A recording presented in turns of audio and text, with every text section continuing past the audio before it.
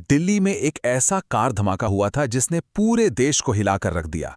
आज हम इसी की कहानी और इसकी उलझी हुई जांच की परतों को खोलने वाले हैं। दिन था सोमवार का।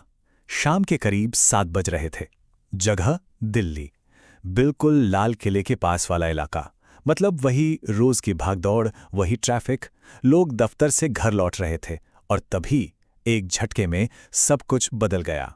वहां मौजूद एक चश्मदीद राम प्रताप ने जो मंजर देखा वो रोंगटे खड़े कर देने वाला था। उनके शब्द थे, लोग सड़क पर पड़े थे, हमने मौत को बहुत करीब से देखा। ये सिर्फ एक धमाका नहीं था, ये एक ऐसा खौफ था जिसने एक पल में न जाने कितनी जिंदगियों को तबाह कर दिया।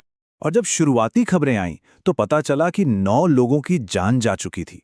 सिर्फ एक नंबर नहीं है ये, 9 जिंदगियां, 9 परिवार जो उस एक पल में हमेशा के लिए बिखर गए।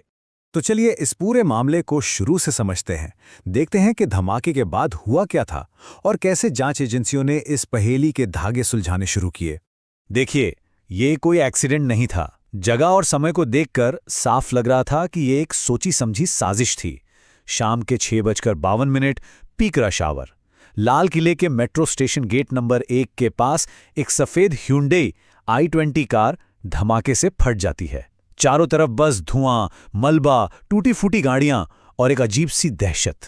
अब जैसे ही जांच शुरू हुई, सारा फोकस एक ही चीज पर था, वो कार जिसमें ये धमाका हुआ था। असल में वही मलबा, वही कार इस पूरी गुत्थी को सुलझाने का पहला सिरा थी।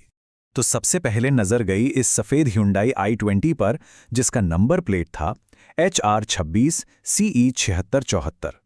जांचकर्ताओं के लिए यही नंबर प्लेट इस पूरे केस की सबसे पहली और सबसे अहम कड़ी साबित होने वाली थी। अब पुलिस ने इस कार की कुंडली खंगालनी शुरू की और कहानी जो सामने आई वो काफी पेचीदा थी। पता चला कि ये कार मूल रूप से गुरुग्राम की थी। वहां से इसे कई बार बेचा गया, एक हाथ से दूसरे हाथ, और आखिर में इसे OLX पर बेचा गया। और खरीदने वाले कौन थे? वही लोग जो धमाके से कुछ ही दिन पहले इस कार के मालिक बने थे और अब पुलिस के सबसे बड़े सस्पेक्ट थे। जांच जैसे जैसे आगे बढ़ी, एक ऐसी सच्चाई सामने आई जिसने सबके होश उड़ा दिए। ये सच्चाई जुड़ी थी उन संदिग्धों से जिनकी प्रोफाइल ने आतंकवाद को लेकर हमारे दिमाग में बनी हर तस्वीर को तोड़ कर रख दिया। देखिए, आमतौर पर जब आतंकी का नाम आता है तो दिमाग में एक छवि बनती है, शायद कोई अशिक्षित गुमराह नौजवान। लेकिन यहां कहानी बिल्कुल अलग थी। इस दिल्ली ब्लास्ट के संदिग्ध थे असिस्टेंट प्रोफेसर, MD डॉक्टर, ऊंची तालीम वाले लोग। ये एक व्हाइट कॉलर टेरर मॉड्यूल था, एक ऐसा मॉड्यूल जिसने देश की सुरक्षा एजेंसियों को भी सकते में डाल दिया। तो ये थे कौन लोग? इनमें जो मुख्य संदिग्ध थे उनमें से एक था डॉक्टर उमर मोहम्मद। शक था कि कार यही चला रहा था। ये अल फलाह यूनिवर्सिटी में असिस्टेंट प्रोफेसर था। इसके अलावा doctor Muzammil Shakeel, doctor Adil rather और तो और डॉक्टर शाहीन सैयद, जिसे आतंकी संगठन जैश-ए-मोहम्मद की महिला विंग बनाने का काम दिया गया था। अब तक तो ये लग रहा था कि ये सिर्फ दिल्ली में हुआ एक ब्लास्ट है, लेकिन जैसे जैसे कड़ियां जुड़ी, ये साफ हो गया कि ये तो बस एक छोटी सी झलक थी। असल में इसके पीछे एक बहुत बड़ी और कहीं ज्यादा खतरनाक साजिश छिपी हुई थी। और इस साजिश के तार सीधे जुड़ रहे थे पाकिस्तान के आतंकी संगठन जैश-ए-मोहम्मद से। जी हां, ये वही JM है जिसका नाम 2019 के पुलवामा हमले समेत भारत में हुए कई बड़े हमलों में सामने आया है। साजिश कितनी बड़ी थी इसका अंदाजा तब लगा जब जांच टीम फरीदाबाद पहुंची। वहां इन संदिग्धों के ठिकाने से जो मिला वो चौंकाने वाला था। पूरे 2900 किलो विस्फोटक, ज्यादातर अमोनियम नाइट्रेट। मतलब इतना विस्फोटक कि इससे कई शहरों में तबाही मचाई जा सकती थी। तो फिर सवाल ये उठता है कि अगर इनके पास 2900 किलो विस्फोटक था तो लाल किले के पास ये छोटा सा धमाका क्यों किया? यहां पर थ्योरी ये है कि यह धमाका असल में एक गलती थी। हुआ यूं कि पुलिस ने इस मॉड्यूल के दूसरे सदस्यों पर छापेमारी शुरू कर दी थी।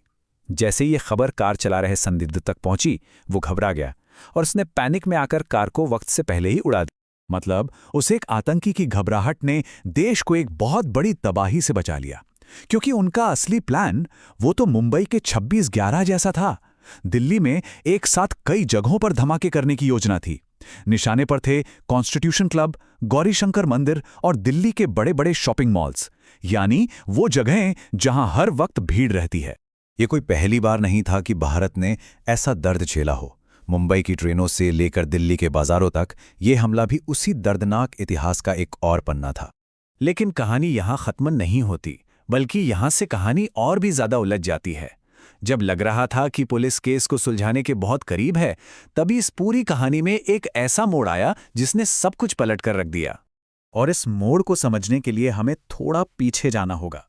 हमें ये देखना होगा कि आखिर ये पूरी जांच, ये सब शुरू कहाँ से हुआ था। तो देखिए, इस पूरे मामले की शुरुआत हुई थी श्रीनगर के नौगाम से। वहां अक्टूबर के महीने में कुछ धमकी भरे पोस्टर लगे थे। पुलिस ने एफआईआर दर्ज की, सीसीटीवी खंगाले और कुछ लोगों को पकड़ लिया। और जब उनसे पूछताछ हुई तो एक एक करके इस पूरे व्हाइट कॉलर मॉड्यूल का पर्दाफाश हो गया। उन्हीं से मिली जानकारी पर पुलिस फरीदाबाद के उस 2900 किलो विस्फोटक तक पहुंची थी। तो मतलब नौगाम पुलिस स्टेशन इस पूरे केस का ग्राउंड जीरो बन गया।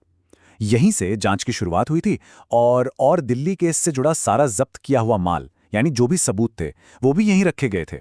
और फिर शुक्रवार की रात ठीक उसी नौगाम पुलिस स्टेशन में एक और जबरदस्त धमाका हो गया। जी हां, वही जहां से ये सारी कहानी शुरू हुई थी। माना जा रहा है कि ये धमाका एक हादसा था। शायद जब्त किए गए विस्फोटकों को हैंडल करते हुए कुछ गड़बड़ हो गई। लेकिन इसका नतीजा बहुत भयानक था। इस दूसरे धमाके में दिल्ली वाले केस के लिए जो भी सबूत इकट्ठे किए गए थे, उनका एक बहुत बड़ा हिस्सा जलकर खाक हो गया। तो अब सोचिए, केस कहां आकर खड़ा हो गया। जिस केस को सुलझाने के लिए इतनी मेहनत की गई, उसके सबसे जरूरी सबूत ही नहीं बचे, और बिना सबूतों के कोई भी केस कोर्ट में टिक नहीं पाता। और यहीं पर आकर ये कहानी हमें एक बहुत बड़े सवाल के साथ छोड़ जाती है। जब किसी केस के सबसे अहम सबूत ही राख बन जाएं, तो क्या उस साजिश का पूरा सच कभी दुनिया के सामने आ पाएगा? क्या उन 9 लोगों को जिनकी जान गई और जो 20 से ज्यादा लोग घायल हुए, उन्हें कभी पूरा इंसाफ मिल पाएगा? ये वो सवाल हैं जिनका जवाब शायद अब हमेशा के लिए धुएं में खो गया है।